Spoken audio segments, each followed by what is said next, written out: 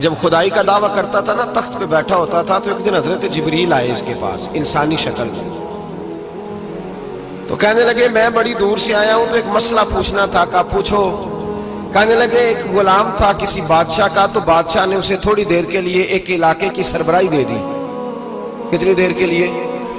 کتنی دیر کے لیے ہمیں سربراہیاں ملتی ہیں؟ کیوں جی؟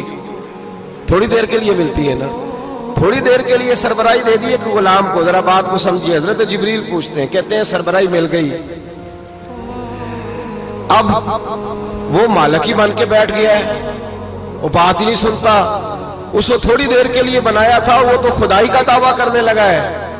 آپ بتائیں اس کا انجام کیا ہونا چاہیے؟ یہ مسئلہ پوچھنے آیا ہوں۔ تو فرعون کہنے لگا اس کا انجام یہ ہے کہ اسے پانی میں غوطے دے دے کے مار دے۔ انجام کیا ہے؟ بولیے بولیے، کیا انجام ہے؟ کیا انجام ہے جی؟ پانی میں، اللہ اکبر، اپنی سزا تجویز کر رہا ہے۔ اس کی سزا کہ اسے پانی میں غوطے دے دے کے مارو ظالم کو۔ اسے تھوڑی دیر کے لیے بنایا تھا اور وہ چھا ہی گیا ہے، قبضہ ہی کر گیا ہے۔ حضرت جبریل کہنے لگے جی آپ لکھ کے دے دیں گے؟ کہنے لگا لاؤ لکھ دیتے ہیں۔ لکھوا لیا، جناب جبریل رکا لے کے تشریف لے گئے۔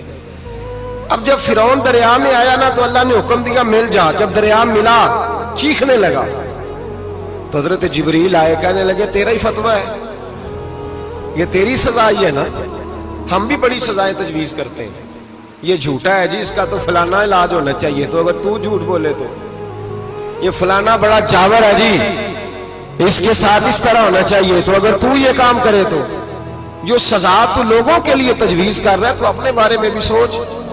اب جب غوطے آئے نا، آخری وقت دیکھا وہ فرعون جو کہتا تھا میری مرضی سے دریا چلتا ہے، علامہ ساوی نے تفسیر ساوی میں لکھا ہے تڑپ کے رونے لگا۔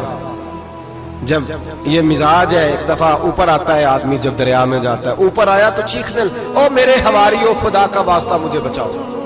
کہنے لگے تو کہتا تھا میری مرضی سے چلتا ہے، بے بسی ہے، تڑپتا ہے، روتا ہے، روتا ہے، وارث شاہ مان کری نہ وارثہ دا، رب بے وارثہ کر کے مار دائی، تڑپ رہا ہے، چلا رہا ہے، کوئی مدد کو نہیں پہنچتا۔ اب جب آخری ہوتا آیا تو کہنے لگا آمنا میں رب موسیٰ و ہارون، میں موسیٰ کے رب کو بھی مان گیا، ہارون کے رب کو بھی۔ اللہ نے فرمایا نہیں، اب تیرا ماننا قابل قبول ہے، اس وقت ماننا تھا جب تجھے مہلت دی تھی، جب تو جوان تھا۔ بڑھاپا آتا ہے، بیماری آتی ہے، جوان آدمی بیماری کا شکار ہوتا ہے تو کہتا ہے یا اللہ ایک دفعہ صحیح کر دے، میں ساری پڑھا کروں گا، ایک دفعہ ٹھیک کر دے، میں مسجد میں رہوں گا، میں اگلے سال اعتکاف بھی کروں گا، میں ساری تراویحیں پڑھوں گا۔ تو اس وقت پڑھنی تھی جب تجھے مہلت دی تھی، اس وقت پڑھنا تھا جب اللہ نے تجھے آسانی